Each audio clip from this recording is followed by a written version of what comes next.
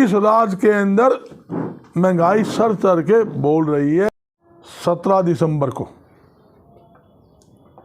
Congress party द्वारा किसान मजदूर आक्रोश रैली जो होने जा रही है, वो रैली हर दृष्टिकोण से ऐतिहासिक होगी। इस सरकार से हर वर्ग का नागरिक, चाहे किसान हो, कर्मचारी हो, मजदूर हो, व्यापारी हो, दलित हो, पिछड़ा वर्ग का व्यक्ति हो, आम जनता इस सरकार से दुखी है और मुक्ति चाहती है, पेंडा छुड़ाना चाहती है। इस राज्य के अंदर महंगाई और बेरोजगारी दोनों चरम सीमा पर है और हर एक व्यक्ति आज पूरी तरह से दुखी है। और जहां तक कि ये वो सरकार है, उन्होंने मोदी साहब ने क्या कहा था 2014 में, हमारी सरकार आने पर किसानों की 2 गुना आय कर दी जाएगी। मगर जहां 2 गुना आय करने की बात है, आय तो 2 गुना नहीं हुई, मगर खर्चे किसानों के जरूर 2 गुना हो गए हैं। आप देखोगे खाद महंगा, बीज महंगी, खेती में उपयोग आने वाले हर सामान महंगा, ट्रैक्टर महंगे, ट्रैक्टर के पार्ट्स महंगे, डीजल महंगा, हर चीज इस राज्य के अंदर महंगाई सर चढ़ के बोल रही है। यह स्थिति तो आज किसानों की है। और दूसरा, जहां लाइन ऑर्डर की स्थिति है, आज बेरोजगारी और खराब कानून व्यवस्था के मामले में हरियाणा देश के अव्वल स्थान के ऊपर है। आप सरकारी आंकड़े उठा के देख लो, क्राइम के आंकड़े उठा के देख लो। मैं नहीं कहता केंद्र सरकार के जो आंकड़े, उनके आंकड़े के हिसाब से बोल रहा हूं। आज क्राइम में नंबर 1 के ऊपर आ रहा है, बेरोजगारी में नंबर 1 पे है, महंगाई सबसे ज़्यादा है।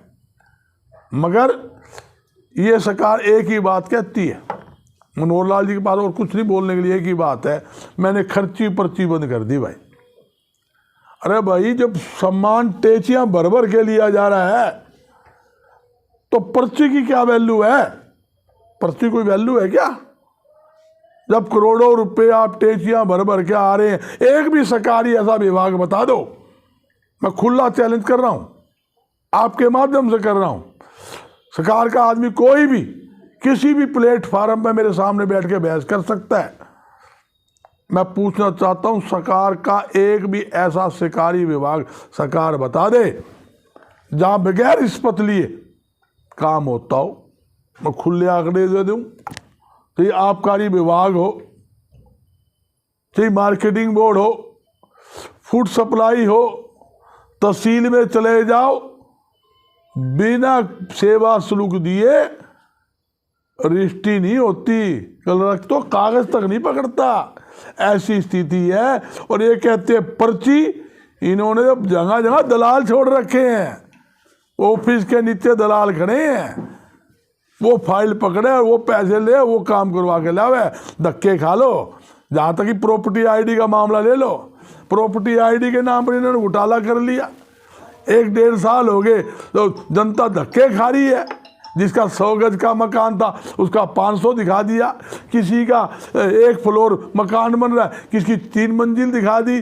ठीक कराए जो ना ठीक हो रहा, ना लेना ना देना।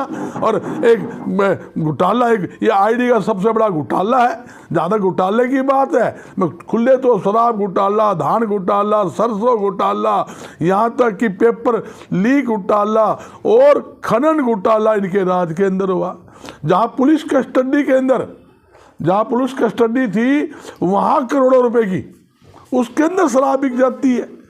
इससे बड़ी शर्म की बात सरकार के लिए हो सकती है। और एक बात और कहता हूं, जहां शराब घोटाले के ऊपर FIR दर्ज, रिश्ती घोटाले में FIR दर्ज, धान घोटाले में अनेकों FIR दर्ज, सबकी SIT, सरकार ने सिर्फ SIT गठन कर दी, सिर्फ उसको ऊपर हाथ फेरने के लिए 2 साल से ज़्यादा हो गए। आज तक घोटाला करने वाले अपराधियों को सरकार पकड़ नहीं पाई है। सिर्फ ये सरकार के चेतों के कारण जो सारा खेल खेला जा रहा है। तो इसलिए मैं कहना चाहता हूँ, आज इस राज्य के अंदर किसान दुखी, आड़ती बेहद आड़ती दुखी, आड़ती को समय पर आड़त नहीं मिल रही, आड़त के पैसे काटे जा रहे हैं।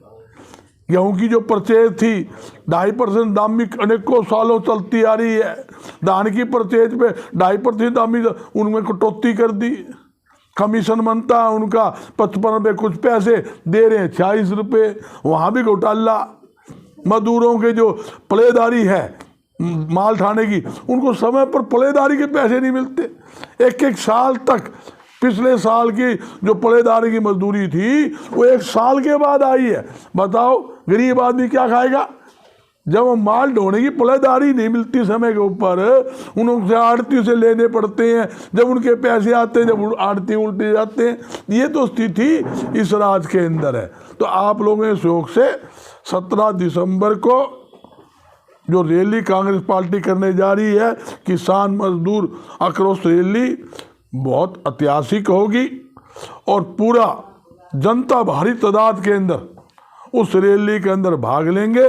और कांग्रेस पार्टी द्वारा किसानों के हित के अंदर, मजदूरों के हित के अंदर, आड़तियों के हित के अंदर अनेकों घोषणाएं उस रैली के अंदर हमारे सीनियर नेता करेंगे, उसमें कोई दो राय नहीं। जो हमारे 750 किसान भाजपा की निकम्मी सरकार के कारण जो शहीद हुए हैं, उनके दुख के अंदर यह रैली रखी गई है। किसानों को उस रैली के अंदर सम्मानित भी किया जाएगा, उनका मान सम्मान किया जाएगा। और भाई जहाँ इस सरकार ने तो कुछ किया नहीं, ना तो इनकम 2 गुना करी, ना किसी प्रकार की राहत दी। कांग्रेस राज आने पर पहली कदम से प्रदेश के किसान और आड़ती मजदूरों का ख्याल रखा जाएगा, इसमें कोई। इसमें बड़े बड़े नेता कौन आएंगे रैली में? देखिए हमारे राष्ट्रीय नेता है चौधरी भूपेंद्र सिंह हुड्डा जी, किसानों के राष्ट्रीय नेता है। और हमारे जो किसान जो हमारे सेल है उसके राष्ट्रीय चेयरमैन भी है। जो किसान की समस्या है, मजदूर की समस्या है, उनकी सारी टीम जो है, उनका राष्ट्रीय संयोजक उनको बनाया हुआ है। और वे आएंगे, हमारे उदयवान जी है वो भी होंगे, दीपेंद्र जी होंगे, अनेकों नेता, पूरे हमारे जितने भी यहाँ हरियाणा में विधायक है, पूर्व MP है, पूर्व मंत्री है, सारे इस रैली के अंदर भाग लेंगे। और मैं दावे के साथ कहता हूँ, ये रैली नहीं रेला होगा, रैली नहीं रेला होगा। भारतीय जनता पार्टी का ठेला पाड़ने वाली रैली होगी। हाईकमान की तरफ से हाईकमान ही है जो कौन सा था, ये राष्ट्रीय संयोजक रहे। जब किसान मजदूर आक्रोश रैली कर रहे हैं, उसके राष्ट्रीय संयोजक चौधरी भूपेंद्र सिंह हुड्डा जी है। पूरे देश के अंदर जब किसान की बात आती है, चाहे यूपी में आओ, चाहे राजस्थान में आओ, चाहे मध्य प्रदेश में आओ, चाहे बंगाल में आओ, चाहे महाराष्ट्र में आओ, हर जगह जहां किसान की बात होगी उसका एजेंडा तैयार करना वो जिम्मेवारी चौधरी भूपेंद्र सिंह हुड्डा की है। इसलिए इस रैली का नाम भी किसान मजदूर आक्रोश रैली रखी है, क्योंकि इस राज्य के अंदर 750 हमारे किसान शहीद हुए। किसानों के ऊपर दुनिया भर का अत्याचार हुआ, दुड़ा कर किसानों को, कर्मचारियों को, छात्रों को, आंगनबाड़ी महिलाओं को, स्टूडेंट्स को दुड़ा कर पीटने का काम किया। जहाँ तक कि चुने हुए सरपंच जो जनता के चुने हुए छोटी सरकार जिसको बोलते हैं सरपंच, इन्होंने तो उनको भी नहीं बख्शा भाई। पंचकूला के अंदर किसी मार लाटे किसी का पैर तोड़ दिया, किसी का सर पर चोट मारी, वो आपके सामने है। तो मैं यही कह जाता हूँ, आम जनता बेहद दुखी है, इससे मुक्ति चाहती है। और 2024 के अंदर जनता के आशीर्वाद से कांग्रेस की सरकार बनने जा रही है। जनता कांग्रेस की सरकार चाहती है। 2014 से लेकर 14 तक हरियाणा के अंदर चौधरी भूपेंद्र सिंह हुड्डा जी का जो राज रहा, कांग्रेस का राज रहा, जनता उसको आज याद कर रही है। और मैं दावे साथ कहता हूं, 10 साल के अंदर एक भी किसान आंदोलन नहीं हुआ, एक भी व्यापारी आंदोलन नहीं हुआ।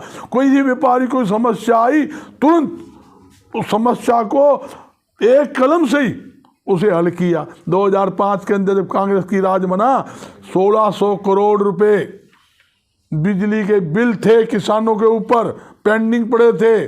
और पहली कलम से सरकार बनते ही 10वें दिन ही सबसे पहले बिजली के बिल माफ़ किए, हलवाइयों पर भट्टी टैक्स माफ़ किया, दुनिया भर के टैक्सों में रियायतें दी, किसानों को हर प्रकार की सुविधा देने का काम अगर किसी ने दिया है, कांग्रेस के राज में किया है। और एक बात और कहता हूँ, ये प्रॉपर्टी आईडी, ये पोर्टल सरकार जो किसानों के साथ खेल रही है ना, पोर्टल कांग्रेस का राज आने से आती सबसे पहले ये पोर्टल को हटाया जाएगा।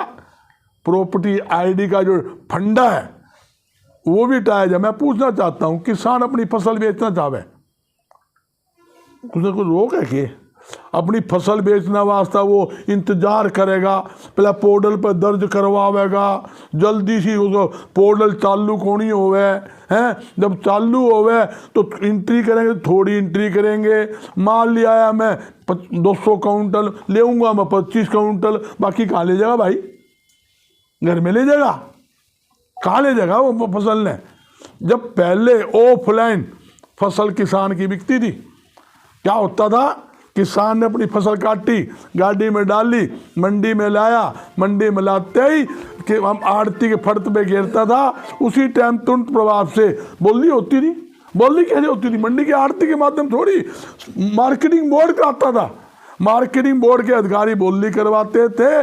वहाँ बोली होती थी, किसान को फसल के ज़्यादा दाम मिलते थे और हाथों हाथ माल बेचकर पैसे लेके वो घर चला जाता था।